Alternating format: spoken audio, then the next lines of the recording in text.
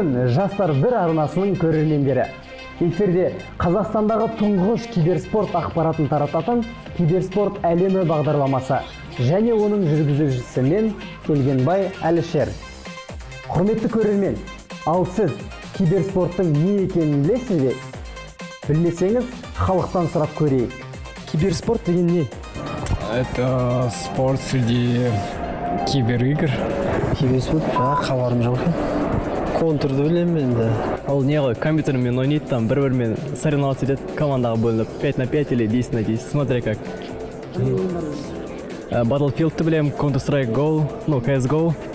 И, қазір PUBG ойнайды көбісі, немен, сквадтарға бөлініп деді. Сол. Вопрос, что такое киберспорт? Я вообще не знаю, понятия не имею. Я знаю Dota, Warcraft, но что еще? Counter-Strike. В основном Dota игра. Білмеймін. Киберспорт негізі компьютерлік жарыстар ғой. Қазіргі ең дамып келе жатқан нәрсе. Қазақстанда жай оған да рұқсат беріліп отыр, сол. Байқадым. Қазақстанда даму керек қой, негізі Қытай бойынша ондай оқулары бар киберспорттың. Киберспорт — это уже официальная дисциплина, вроде у нас недавно приняли. Какие видеоигры вы знаете? Сейчас популярны такие игры, как Counter-Strike, Dota 2, PUBG. Соревнования между геймерами. Жоқ, бірінші естуім. Адам отырып, үйінде компьютер арқылы ма? Мидың спорты шығар, бірақ дененің спорты емес. Спортты қойыңа жатпайды ғой. Киберспорт, да, приблизительно это спорт игровые. Достар, неше түрлі жауапты естідік. Шын мәнінде киберспорт деген не? Киберспортқа қандай ойын түрлері жатады? Ендеше кеттік. Қазіргі таңда спорт, шоу-бизнес, компьютерлік технология индустриялары өте қарқынды дамуда. Осындай заманауи мәдениеттің ерекше бір дәлелі болған киберспорт феномені. Киберспорт компьютер және коммуникация технологияларында ақыл мен шапшаңдықты талап ететін спорт түрі. Сонымен қатар, виртуалды кеңістікті модельдеу қабілеті бар ойын жарыстары болып табылады. Бір қарағанда фантастика секілді. Киберспорттың фантастика сияқты екенін бәріміз көрдік. Ал ендеше спорт қайда? Шынымен де, кез келген спорт түрін жай ғана әуесқойша ойнаса болатыны мәлім. Мысалы, футбол немесе шахматты асықпай, ойланып, емін-еркін, ешқандай талас тартыссыз ойнауға болады.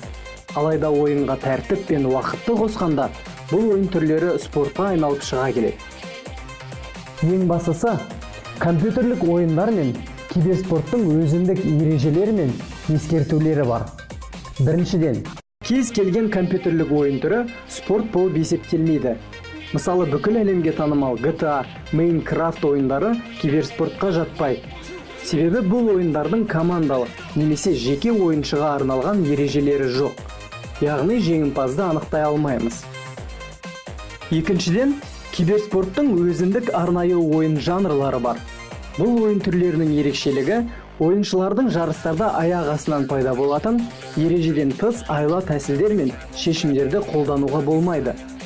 Керісінше, бүкіл қатысушыларға тәртіп пен ережелер ортақ болу керек. Адам тарапынан тек ақыл мен шапшаңдық талап етіледі. Сонымен қатар жарысқа қатысушыларға бірдей құрылғылар мен компьютерлер табысталады. Ал киберспортшылар болса, өздерінің тек тышқан мен пернетақталарын ғана ауыстыра алады. Достар, енді жалпы ойын жанрларына келетін болсақ, киберспорттың арнайы ойын тәртіптері бар. Бірінші, FPS, First Person Shooter, топтық немесе жеке тұлғалық қару-жарақпен және зеңбіректермен атыс ойын түрлері. Оған CSGO, Quake, PUBG, Call of Duty сынды ойындар жатады. Екінші, RTS, аймақтық транзиттік стратегиялық жүйе ойындары. Оған StarCraft 2, Warcraft 3 ойын түрлері жатады. Үшінші, MOBA, Multiplayer Online Battle Arena, көп ойыншы бірлікте онлайн шайқасатын алаң. Оған Dota 2, LoL, HOTS ойындары жатады.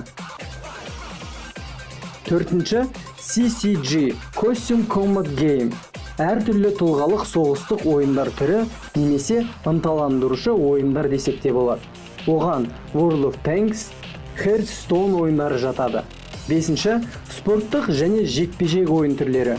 Оған футбол, баскетбол, хоккей, FIFA, NBA, NHL серияларын айта аламыз.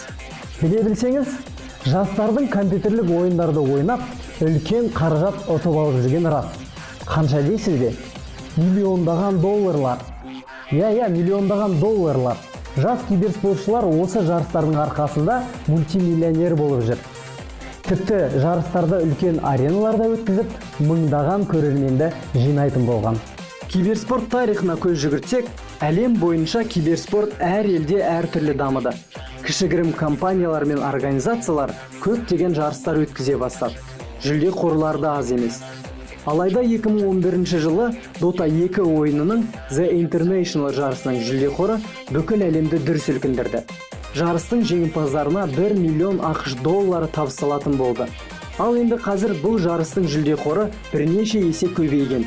2018 жылы осы The International 8 жарысының жүлде қоры 25 миллион ақш долларын құрады. Бұл тек бір ғана ойын түрі мен жарыстың жүлде қоры болып есептеледі. Алайда одан да басқа ойындар мен жарыстар өте көп.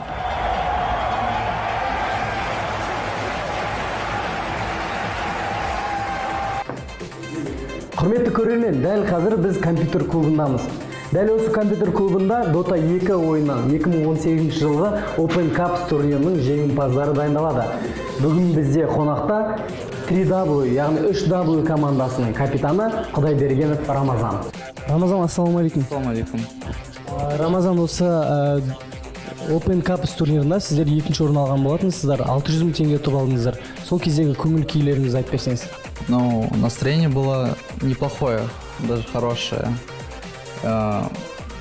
Второе место тоже неплохо, но хотелось первое, конечно, взять, но не хватило чуть-чуть. Могли выиграть этот турнир, ну... Ұтылып қалудың басты себебі не деп ойлайсыз? Мы проиграли, возможно, из-за пиков. Неправильных героев задрафтили.